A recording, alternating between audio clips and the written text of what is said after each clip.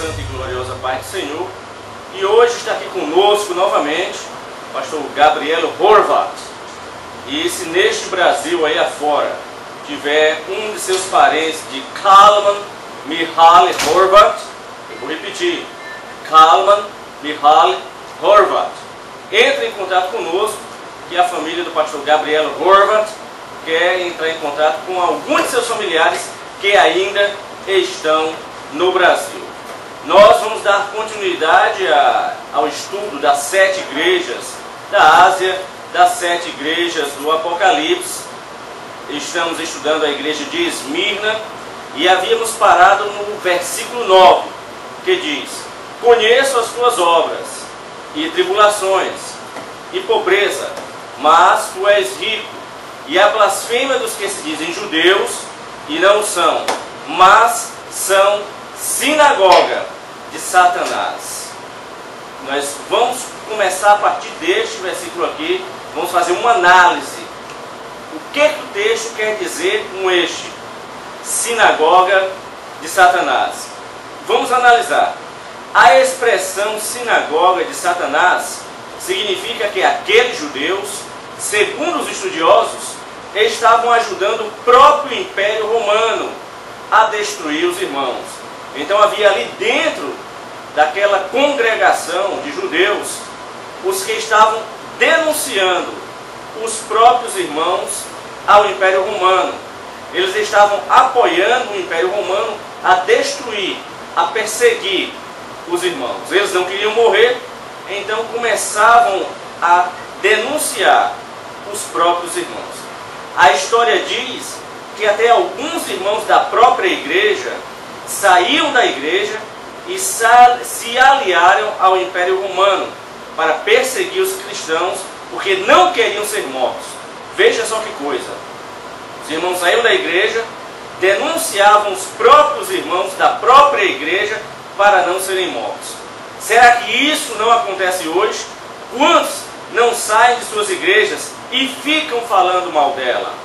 Porque hoje se tornou de praxe. Se sai da igreja, se fala mal dos irmãos, fala mal do pastor. Quantos não perseguem os próprios irmãos da igreja, de onde aquela pessoa fazia parte? É só o que nós temos visto hoje por aí afora. E Jesus chamou-os de sinagoga de Satanás. E essas pessoas que fazem isso deviam tomar cuidado, porque naquele grande dia o Senhor vai dizer: nunca vos conheci, apartai-vos de mim, vós que praticais a iniquidade. Por isso que Jesus dizia: vocês são sinagoga de Satanás. Preste bem atenção nisso aqui. Todas as vezes que lá no nosso coração, no nosso íntimo, agimos para perseguir, prejudicar um dos nossos, lá dentro do nosso coração há uma sinagoga de Satanás. É uma ação maligna que nos impele a agir dessa maneira. Eu vou repetir. Se alguma vez nós agimos dessa maneira para perseguir, para derrubar, por meio de fofocas, por meio de calúnias, algum irmão, é porque lá dentro do nosso coração há uma sinagoga de Satanás. Nós estudamos na primeira parte a primeira ação na igreja de Esmirna. E nós vamos agora entrar na segunda ação. Lembre-se que a primeira ação era o perscrutar de Deus na nossa vida, no nosso ministério, na nossa consciência. É uma sondagem que Deus faz. Conheço as tuas obras. A sondagem que Deus faz. Esta é a primeira ação na igreja de Esmirna. Vamos ver agora a segunda ação. A segunda ação na igreja de Esmirna é que temos um Deus, escute isso aqui, nós temos um Deus disciplinador, que age através de elementos disciplinadores para o nosso desenvolvimento espiritual. Vou repetir. A segunda ação que nós vamos analisar na igreja de Esmirna é que nós temos um Deus disciplinador, que age através de meios disciplinadores para o nosso desenvolvimento espiritual. No versículo 10 está dito: nada temas das coisas que há de padecer. eis que o diabo lançará algum de vós na prisão, para que sejais tentados, e tereis uma tribulação de 10 dias. Sê fiel até a morte, e dar-te-ei a coroa da vida. Nada desenvolve mais o nosso caráter do que o sofrimento. Eu vou repetir. Nada desenvolve mais o nosso caráter do que o sofrimento.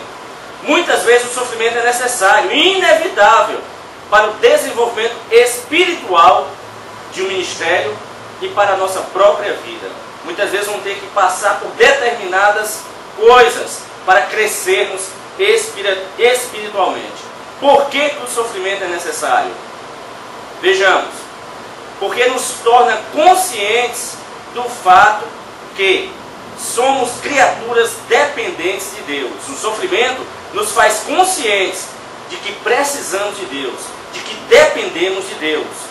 As adversidades, as enfermidades, as tristezas, as desilusões são coisas que nos ensinam e nos estimulam a depender de Deus.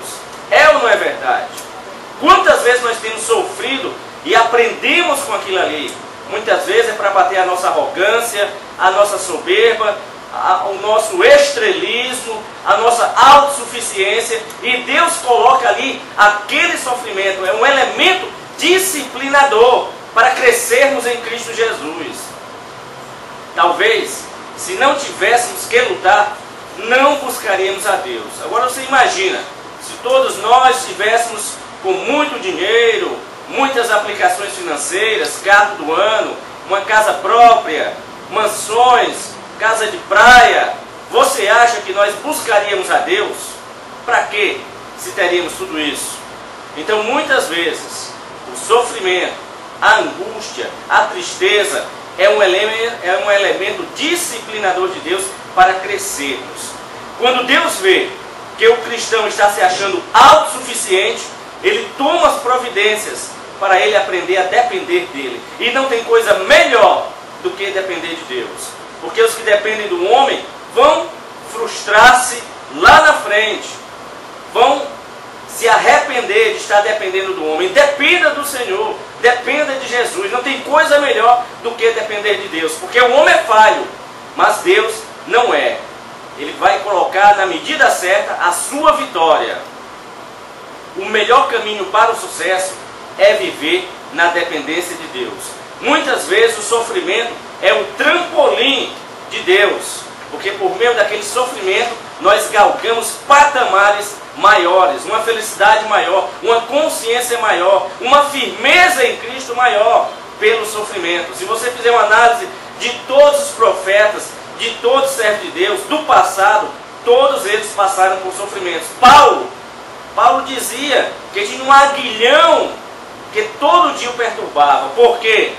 Porque ele era tão usado por Deus, que até os aventais de Paulo traziam curas. Ele era tão usado que, se talvez Deus não colocasse aquele sofrimento, ele iria se achar uma estrela. Primeiro porque Jesus apareceu para ele, ele ouviu a voz de Jesus. Ele foi chamado diretamente por Jesus. Então ele poderia se julgar uma grande estrela, autossuficiente.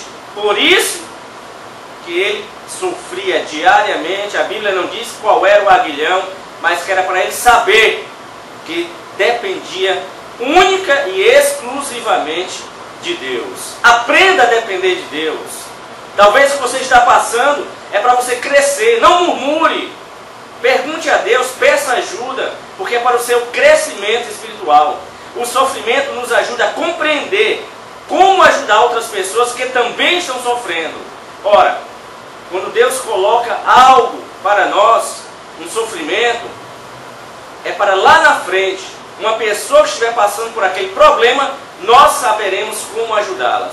Porque como é que nós vamos ajudar alguém se não passamos por experiência? Como é que você vai se tornar um cantor se você nunca canta? Como é que você vai se tornar um pregador se você nunca prega? Como é que você vai se tornar um evangelista se você nunca leva o evangelho a ninguém?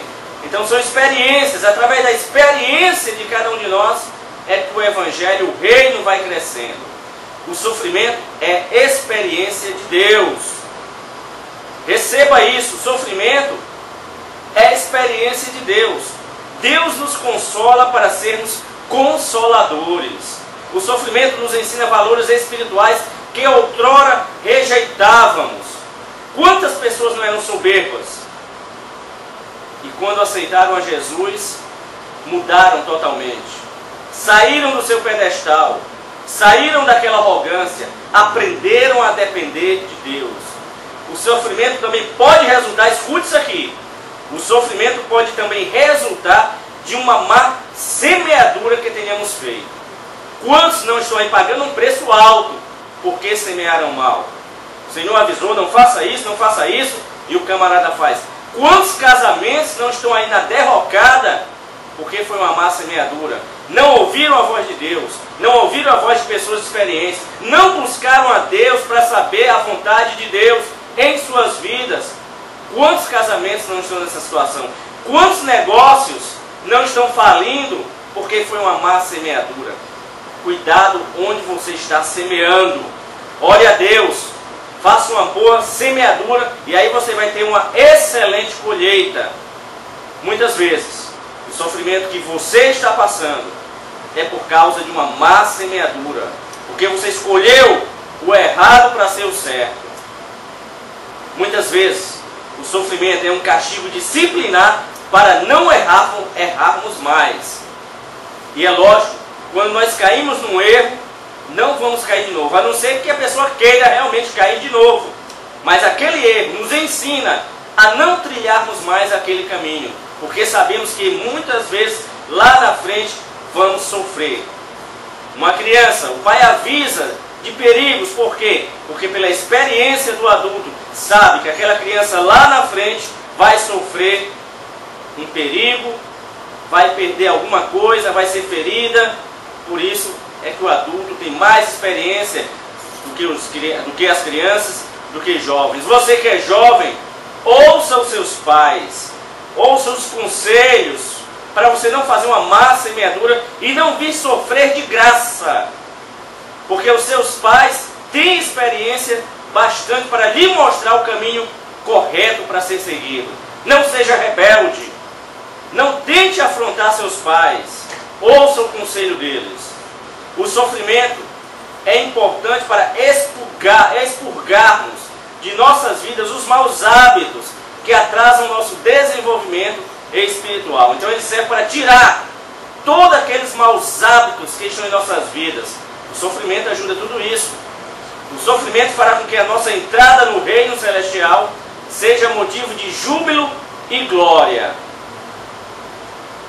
Todos os servos de Deus, lá até o 3º século, que morreram por Jesus, sofreram, vão entrar no reino celestial com júbilo e glória. Os mártires adentrarão no reino celestial com júbilo e glória. Já estão no paraíso. Então, o sofrimento fará a nossa entrada no reino celestial com júbilo e glória. O sofrimento nos faz andar em obediência a Deus. É um disciplinador de Deus. Se nós somos obedientes, nós vamos ter temor a Deus. Nós não vamos fazer más semeaduras e não vamos sofrer. Porque se nós somos obedientes, a obediência é primordial para o cristão. Ouça isso. A obediência é um fator primordial para a sua bênção chegar a você. Para Deus dar livramento a você. Seja obediente. Não seja rebelde com Deus. Não murmure contra Deus. Seja obediente. Lembra-se de Caleb e Josué? Foram obedientes ao Senhor. Enquanto todos os outros reclamaram, dizendo que iam ser destruídos, que iam ser mortos pelos gigantes, que aquela terra não dava para eles. Josué e Caleb ouviram a voz de Deus, foram obedientes à voz de Deus e disse: olha, o Senhor já nos deu essa terra. O que aconteceu? Só eles dois adentraram em Canaã. Por quê? Porque foram obedientes. Não seja desobediente. Muitos estão sofrendo hoje pela desobediência. Foi dito: não faça isso, não vá por ali, não olhe isso, não coma aquilo. E teimaram. E hoje estão sofrendo. E talvez esse sofrimento vá durar muito mais tempo ainda, porque foi uma péssima semeadura. Lembra-se de José? Sofreu. E no final o que é que aconteceu? Foi governador de todo o Egito. A segunda pessoa mais importante depois de Faraó. Vejamos. José, Deus teve que tratar o caráter dele. Por quê? Porque ele tinha um pouco de arrogância. Deus dava sonho a eles e ele imediatamente dizia: eu sou tal, porque Deus me revelou. Ele tinha prazer em mostrar que era o preferido do seu pai. E aquilo gerou uma ciumeira. Deixa eu abrir agora um parêntese aqui para você. Nunca conte, abra bem seus ouvidos, nunca conte seus negócios para quem quer que seja. Quando você for fazer algo, fique só entre você, ou sua esposa, ou seu esposo, e Deus, e ninguém mais. Porque quando você começa a falar, pode ter certeza que o inimigo vai atalhar você e vai fazer com que o que você está planejando não dê certo. Não conte nada dos seus projetos a ninguém. Lembra-se de Neemias, quando ele foi olhar os muros em Jerusalém, levou só uns 2 com ele, ou foram 3, não lembro agora, e não disse mais nada a ninguém. Por quê?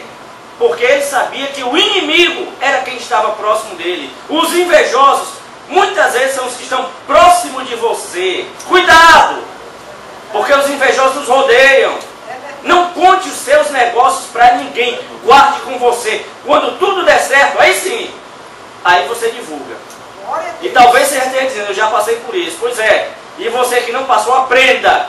Vai realizar, vai comprar um carro, vai comprar uma casa, vai fazer seja lá o que for, entre você e Deus e a pessoa amada sua. Ore a Deus primeiro, seja obediente e ouça a voz de Deus.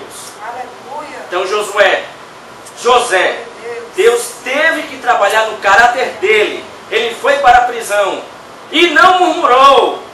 Ele continuou obedecendo porque ele sabia que Deus iria restituir tudo o que ele havia perdido. E aí sim, quando o caráter dele pelo sofrimento foi tratado, ele se tornou o grande personagem bíblico que nós conhecemos. Lembra-se de Manassés?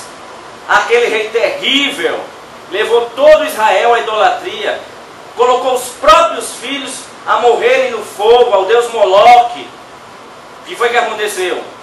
Deus levantou os inimigos, arrastaram ele, acorrentado e nu. E quando ele estava lá no cárcere, sofrendo, ele se arrependeu, pediu perdão a Deus, e Deus ouviu o perdão dele. Mas ele teve de passar pelo sofrimento para aprender. Lembra-se de Nabucodonosor? Eu construí tudo isso aqui para a minha glória. Sabe o que aconteceu, né? No mesmo instante, quando ele estava acabando de falar, perdeu o reinado. Passou 7 anos morando no campo. Ficou com uma doença chamada licantropia. Cresceram-lhe as unhas, pelos. Até que um dia lhe veio a consciência. Deus permitiu vir a consciência de novo. Ele olhou para os céus e deu glória a Deus. Porque só Deus era o Deus Altíssimo. Ele teve de passar pelo sofrimento. Deus teve de trabalhar o caráter dele. Talvez isso que você esteja passando hoje é Deus trabalhando no seu caráter. Não murmure, aceite a aprovação de Deus. E você vai ver que no final você vai sair restaurado. Lembra-se de Daniel, o servo de Deus, orava constantemente, mas teve de descer a cova dos leões. Deus provou Daniel ali, para ver a fé que ele tinha no Deus dele. Ele poderia ter murmurado: Senhor, sou um servo teu, oro constantemente, intercedo pelo meu povo, pelo teu povo, e vais me colocar na cova dos leões. Que Deus é esse? Não. Daniel aceitou aquilo ali, porque ali era para trabalhar o caráter de Daniel. Não sabemos em que área, mas com certeza a fé de Daniel foi provada ali e ele cresceu muito mais. Lembra-se de Sadraque, Mesaque e Abednego? Entraram dentro daquela fornalha e eles disseram que poderiam morrer, mas não renegariam ao Deus da vida deles. Por isso, não fique bravo com Deus, não murmure com Deus, Não brigue com Deus. Esse sofrimento que você está passando, clame a Deus para que você saia, atravesse esse mar revolto com as vestes limpas. Estes servos de Deus que eu mencionei precisavam sofrer para terem a vitória.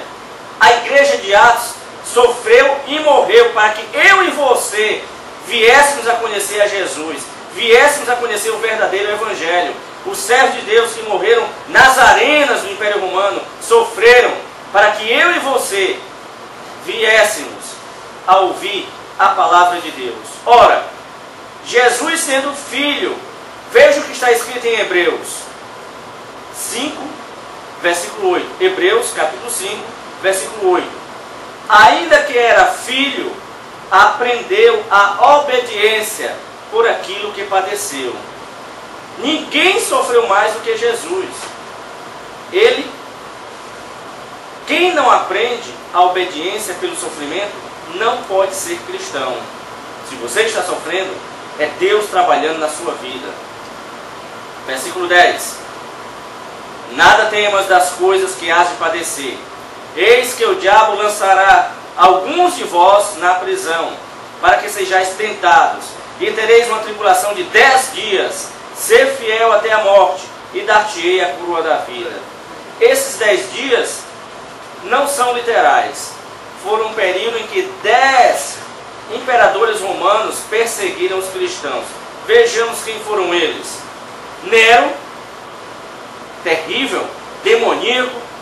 Domiciano, Trajano, Marco Aurélio, Severo, Maximino, Décio, Valeriano, Aureliano e Diocleciano. 10 imperadores que o inimigo usou para tentar destruir o povo de Deus aqui na face da terra. Mas foi em vão, porque quanto mais eles matavam, mais surgiam servos de Deus. Só para você ter uma ideia de como Satanás usava os imperadores para matar os cristãos, citaremos aqui algumas atrocidades cometidas neste período. Por exemplo, Nero fazia dos cristãos uma tocha humana. Ele amarrava os cristãos em mastros no jardim do seu palácio e queimava os vivos em público. Ele se divertia em ver os cristãos pegando fogo. Quando os cristãos eram colocados nas arenas para serem devorados pelos leões, o povo que ali estava gracejava, dizia impropérios, se alegrava. Nero esfregava as mãos em alegria. Diocleciano foi considerado o segundo Nero. Ele tentou destruir, banir os cristãos. E você sabe o que aconteceu? A biografia diz, a história diz, que desenvolveu nele bichos nas suas entranhas, que o comeram vivo. E ele gritava de dor. Passou um ano gritando de dor e ele dizia: eu sei por que é que eu estou morrendo assim, eu sei por que é que estou sendo comido, é porque eu matei cristãos, orem por mim. Só que ele não se arrependeu, né? Pedia para os cristãos orarem por ele, mas ele não se arrependeu, morreu comido pelos bichos. E ele foi considerado o segundo Nero, tão déspota, demoníaco que ele foi. Alguns dos imperadores queimavam os cristãos vivos. Outros eram ainda mais sanguinários. Cobriam o cristão com peles de animais e os lançavam aos cães selvagens para que os devorassem até a morte. Cristãos e irmãos morreram, mas não negaram o nome de Jesus. Entravam para a morte cantando hinos, louvando, adorando o Senhor.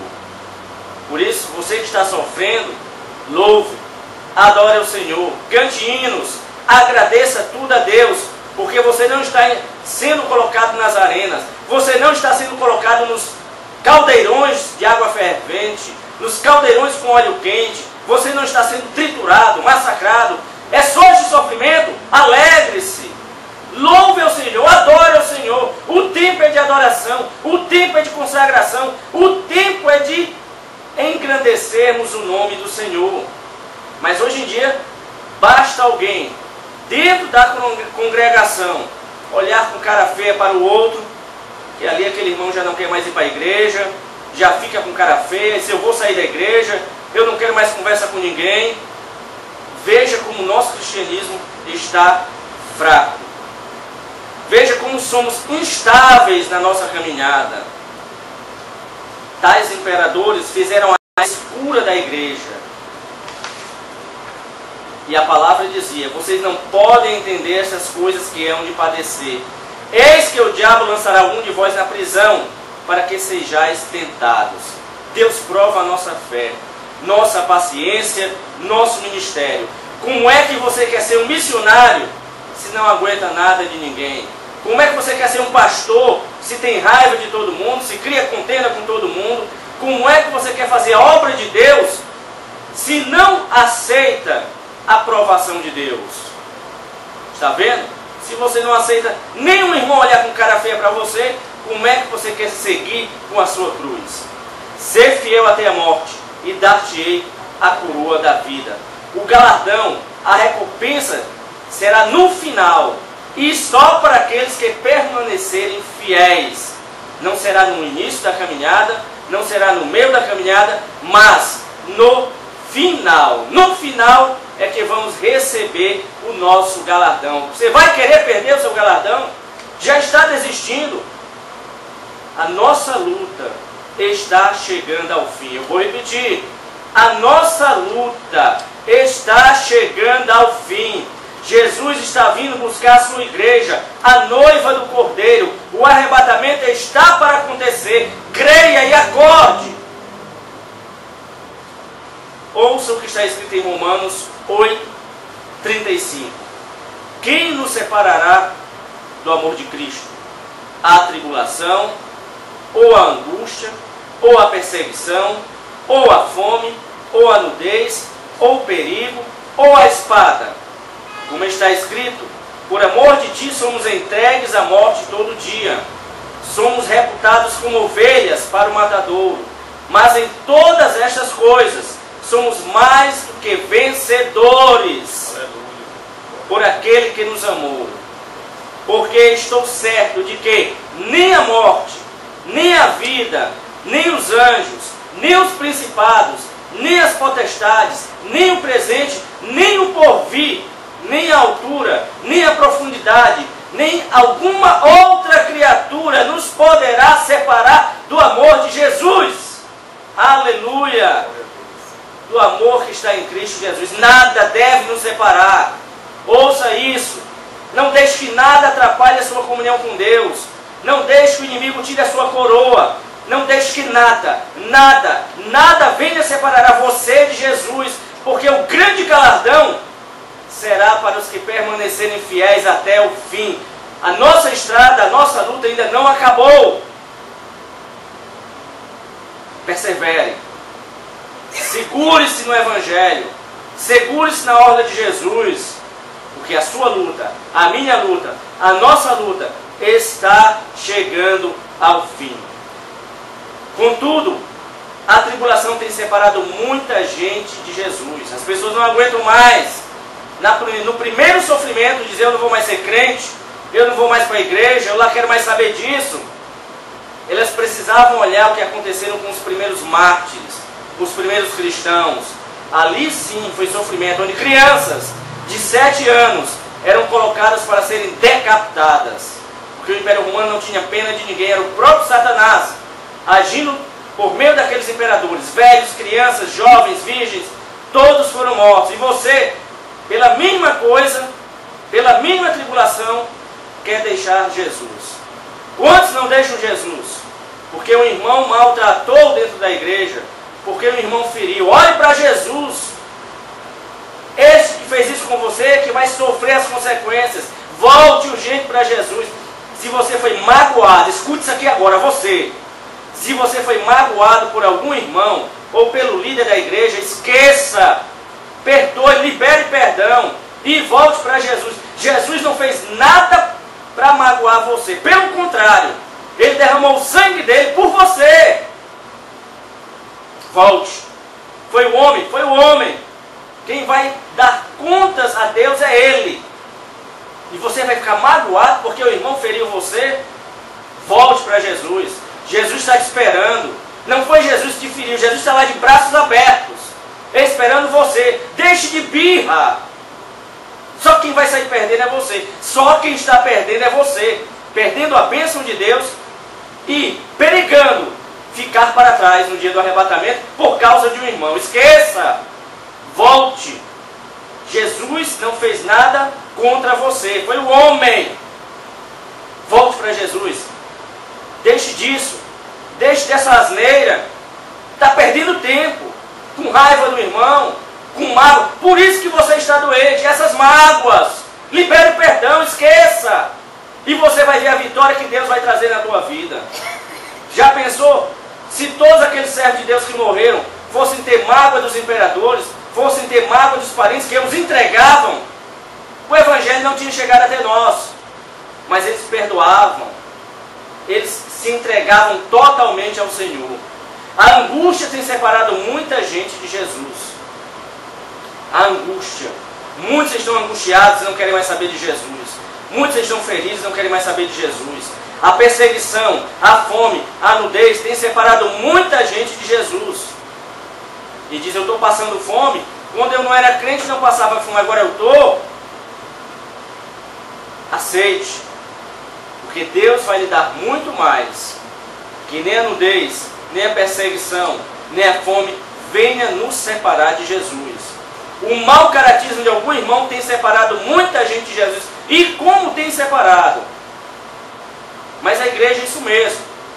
Existe o joio e o trigo. Está todo mundo junto.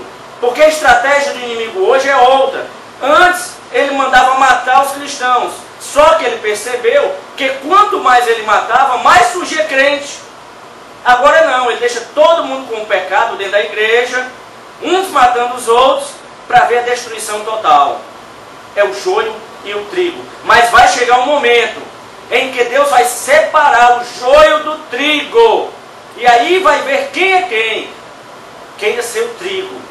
Porque o joio vai ficar para trás. Engana-se aquele que pensa que está enganando ao Senhor. Seja trigo. Seja trigo. Seja trigo. Não seja joio. Porque o joio vai ficar para trás. 7 anos de tribulação. Os lobos que estão dentro das igrejas têm separado muita gente de Jesus. E como tem lobos hoje em dia?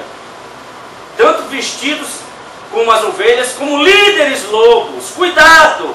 Você que é líder, é um lobo, está vestido de cordeiro, você vai dar contas com o Senhor. E não pense que você vai ser arrebatado, que não vai. Se você é lobo, você vai ficar para trás. E aí sim, você vai ver o que é bom durante a tribulação. Tire essa capa enquanto há tempo. Se desnude desse lobo que está em você. Peça a misericórdia de Deus. Você está enganando as ovelhas. Você vai pagar caro. O que você pensa que é? Que é alguém que Deus não está lhe vendo? Você que é lobo, líder lobo, você vai pagar caro. Arrependa-se enquanto há tempo ainda. Só tirando a gordura das ovelhas, você acha que Deus não está vendo isso? Você acha que Deus vai deixar passar isso barato? Arrependa-se. Enquanto ainda há tempo, enquanto a porta da graça ainda está aberta. Não se deixe enganar. Não permita que nada separe você de Jesus, meu irmão e minha irmã.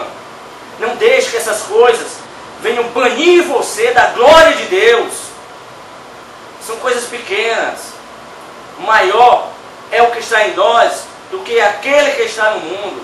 Maior é a bênção que Deus tem para te dar. Maior são os galardões que Deus tem para te dar. Maior é a festa que você vai comparecer. 7 anos nas bodas do Cordeiro. Ser fiel até a morte, e dar-te-ei a coroa da vida. Você não pode parar no meio da estrada, no meio da batalha. Tem que ir até o fim, porque a recompensa será no fim. Porque muitas pessoas não crescem na igreja, porque rejeitam o sofrimento. Elas não têm a percepção de entender que aquele sofrimento é o elemento que Deus está usando para o seu desenvolvimento espiritual.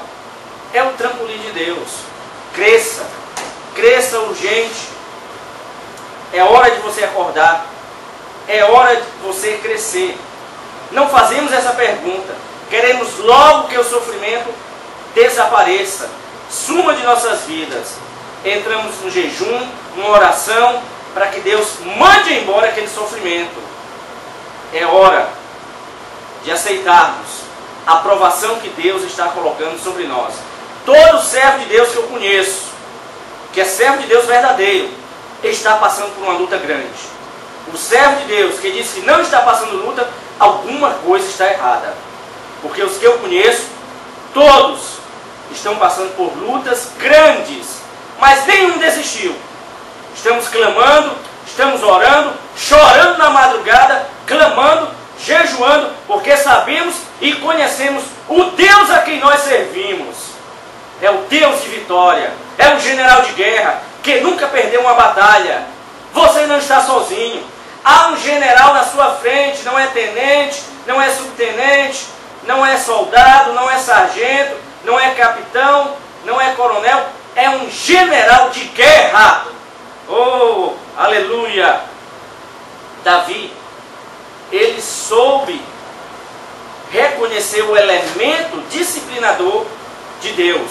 Em 2 Samuel, capítulo 16, versículos 5 a 10, está escrito: E chegando o rei Davi a Baurim, eis que ali saiu um homem da linhagem da casa de Saul, cujo nome era Simei, filho de Gera, e saindo ia amaldiçoando, e atirava pedras contra Davi, e contra todos os servos do rei Davi, ainda que todo o povo e todos os valentes iam à sua direita e à sua esquerda. Olha a audácia desse homem. E amaldiçoando Simei, assim dizia: Sai, sai, homem de sangue, e homem de Belial, sai! O Senhor te deu agora a paga de todo o teu sangue da casa de Saul, em cujo lugar tens reinado. Já deu o Senhor o reino na mão de Absalão, teu filho, e eis agora na tua desgraça, porque és um homem de sangue. Olha a audácia desse camarada. Mas veja a reação de Davi. Então disse Abissai, filho de Zeruia, ao rei: Por que amaldiçoaria este cão morto? Olha só, o valente de Davi. Ao rei, meu senhor, deixa-me passar, e lhe tirarei a cabeça. Agora você vai ouvir o que disse Davi. Disse, porém, o rei: Que tenho eu convosco, filho de Zeruia? Ora, deixai-o amaldiçoar.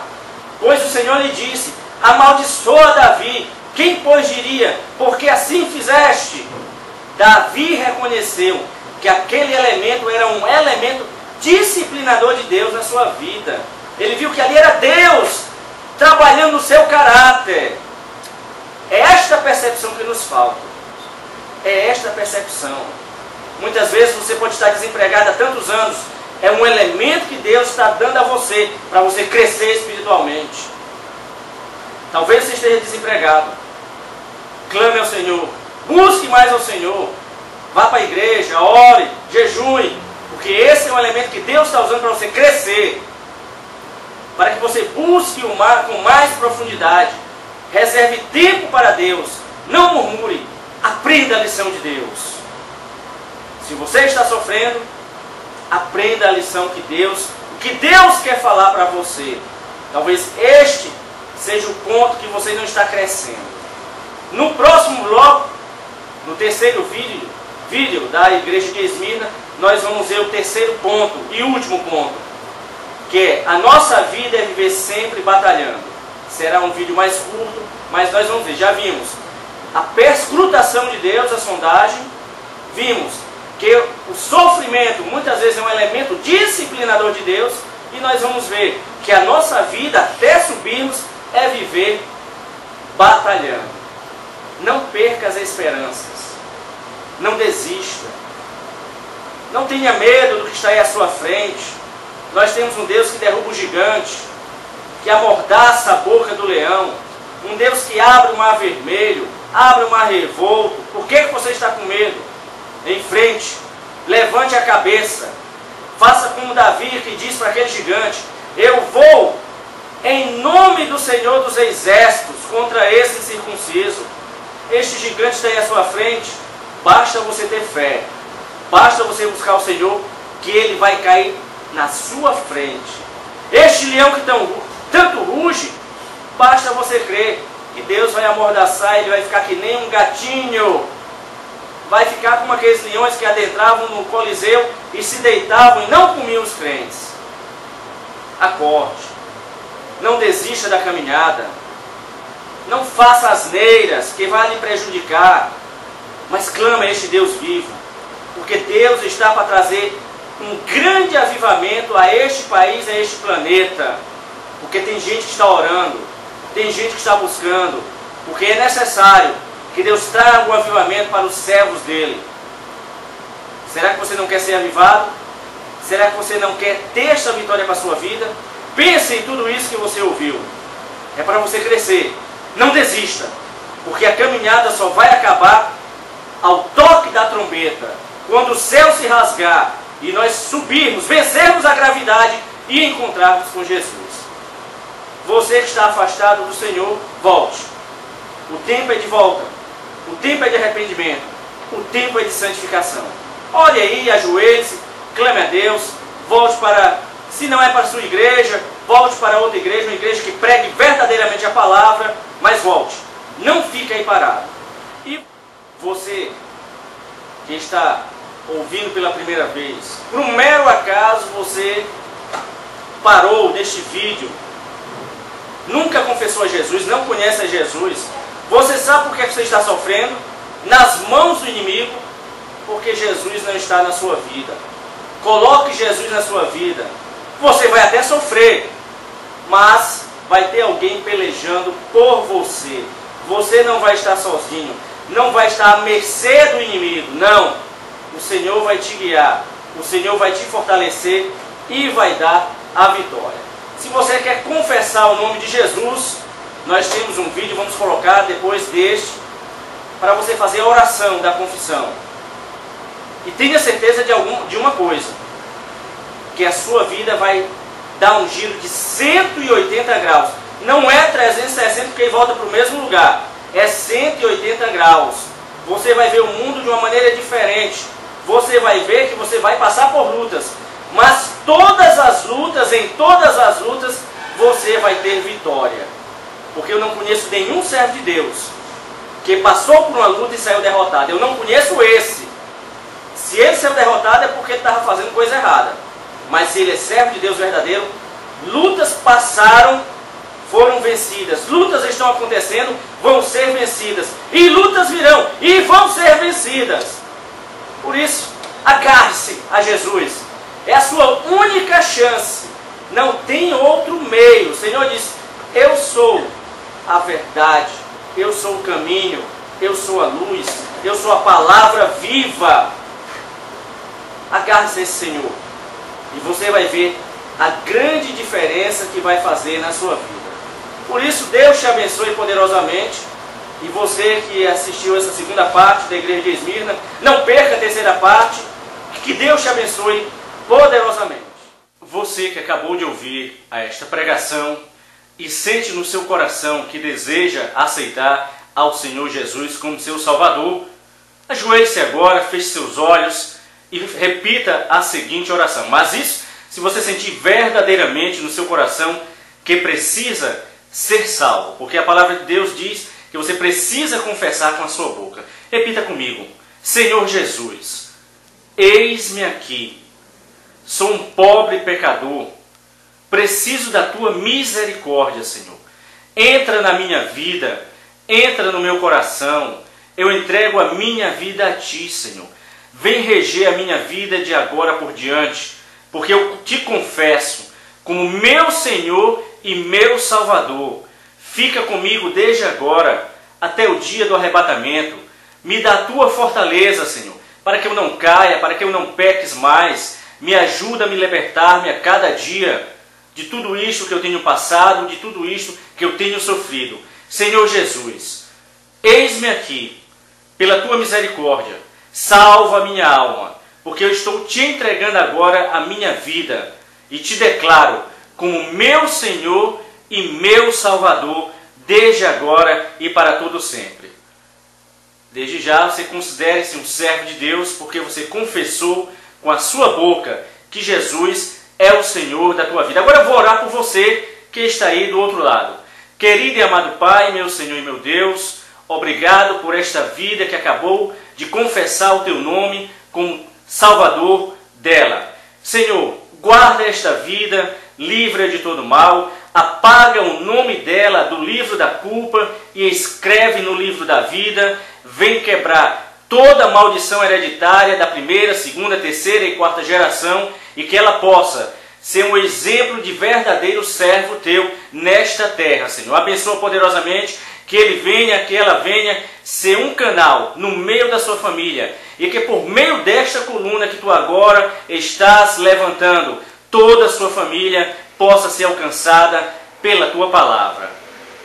Você agora considere-se verdadeiramente um servo de Deus e escreva para nós guelymacaulay@gmail.com, guelymacaulay@gmail.com, e nos dê o seu testemunho de que Deus te alcançou pela ministração que estamos fazendo das 7 igrejas do Apocalipse. Procure uma igreja que verdadeiramente pregue a salvação, pregue contra o pecado, e não vá para uma igreja que só pregue prosperidade. Não.